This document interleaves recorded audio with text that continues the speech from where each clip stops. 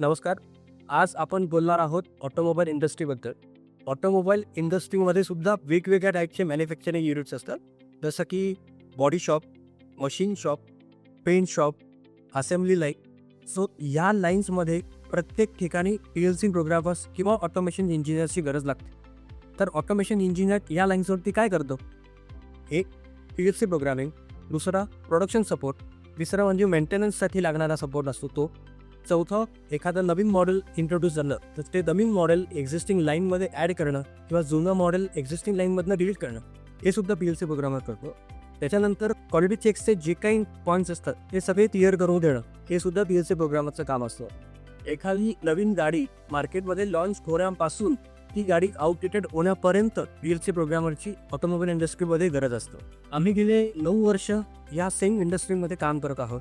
So आमचा हाच experience स्टुडंट्सपर्यंत पोहोचवण्यासाठी आम्ही नवीन ऑटोमेशन ट्रेनिंग सेंटर ओपन केलेलं आहे. सो तुम्हाला याच्याबद्दल अजून इन्फॉर्मेशन पाहिजे असेल तर खाली दिलेल्या नंबरवरती तुम्ही आम्हाला कॉन्टॅक्ट करू शकता. थँक्यू.